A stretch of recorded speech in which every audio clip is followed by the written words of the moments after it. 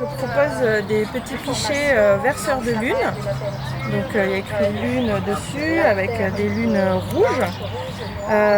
Donc en fait ça permet au cours du cycle de récupérer, si on utilise une cup, de récupérer le sang des lunes parce que c'est pas un déchet en fait. Donc on le jette dans les toilettes, c'est un peu dommage. Alors qu'on peut le récupérer et l'utiliser pour faire les rituels qui nous parlent. Donc il y en a qui font des peintures avec, qui le diluent et l'utilisent comme peinture. On peut aussi le diluer, juste le donner comme fertilisant aux plantes ou voilà.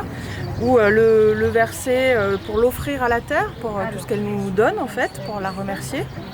On peut aussi l'offrir à la pleine lune. Ou à la nouvelle lune si on a des projets à nourrir en posant ses intentions en fait.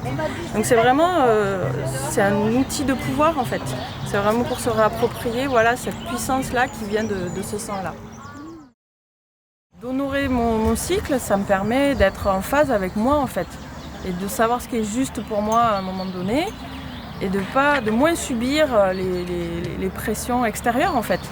Je me dis là je suis dans telle phase de mon cycle, c'est le bon moment pour moi pour accueillir des gens, recevoir parce que je suis dans la phase de la mère, ou c'est vraiment le moment où je suis hyper connectée à mon intuition, donc je vais écrire ou créer justement des nouveaux modèles.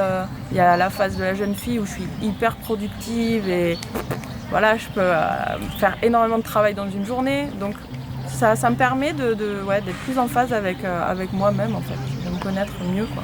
Le premier, juste après les règles, c'est la phase de la jeune fille. Donc c'est une phase qui est très solaire, limite on est un peu dans la même énergie que le masculin, très, très fonceur, je sais ce que je veux, j'y vais. C'est pas forcément une phase où on prend trop soin des autres en fait. C'est un peu la phase où si tu as des enfants, bon, allez, poussez-vous, je m'occupe de moi et j'avance mes projets. Après, il y a la phase de la mère, où là, c'est plus la période où, bizarrement, tu vas avoir envie de faire des gâteaux, ou tu vas avoir envie de voir des gens. Donc là, on est beaucoup plus vers l'extérieur et les autres.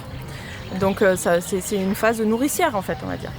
Après, il y a la phase, donc il y a plusieurs noms, mais moi, je l'appelle la phase de l'enchanteresse. Donc c'est le fameux moment prémenstruel, qui est très mal vécu par beaucoup de femmes, mais c'est parce que c'est un moment hyper créatif, où on est vraiment connecté à l'intuition, et il n'y a pas vraiment de place pour ça, Donc c'est important de prendre ce temps-là pour, c'est le moment par exemple de faire un point sur ses projets, c'est un moment où on sait exactement ce qu'on veut plus, donc c'est peut-être le moment où on va avoir envie de jeter la moitié de sa garde-robe ou de jeter son copain.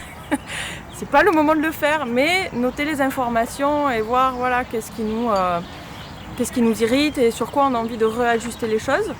Après, donc il y a la phase de la sorcière ou de la vieille femme. Moi, je préfère appeler la vieille femme parce que pour moi, la sorcière, c'est plus l'enchanteresse. Et là, c'est vraiment le temps des lunes où on dépose. C'est un peu l'hiver, en fait, si on regarde sur les saisons, où on prend un temps pour vraiment écouter au fond de soi de quoi on a envie, revenir un peu à sa mission, se réaligner un petit peu à son désir profond et écouter aussi ce qui est autour. Donc c'est pas forcément non plus un moment où on est très ouverte vers les autres, où on a envie de voir du monde. Si on note bien dans son calendrier, c'est un moment où on va plutôt privilégier de faire une sieste, de regarder un film sous sa couette, tranquille, Et après ça repart. Et c'est un super coach en fait, le cycle menstruel. C'est le meilleur des coachs quoi.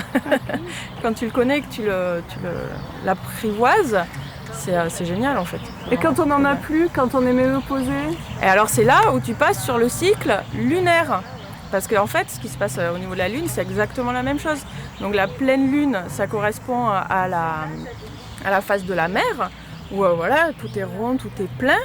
Et la lune noire, où on est vraiment dans les profondeurs, ça correspond à l'ancien temps des lunes en fait. Après, c'est vraiment à chacune de ressentir. Parce que peut-être que pour toi, tu vas être pleine d'énergie au moment de la lune noire. Donc c'est vraiment observer ce qui se passe. Comment toi tu t'alignes avec le cycle lunaire. Les Moon Mothers, c'est des mères lunes, je ne sais pas comment on traduit en français. C'est Miranda Gray qui a écrit Lune Rouge, qui a écrit Femme Optimale, qui a formé énormément de Moon Mother partout dans le monde. Donc il y en a beaucoup là d'ailleurs sur le festival aussi. Miranda Gray, elle fait des bénédictions mondiales de l'utérus. Donc il y en a 5 par an, gros changement des saisons. Donc là il y a eu celle sur le réveil des énergies sexuelles, il y en a une sur la guérison des lignées.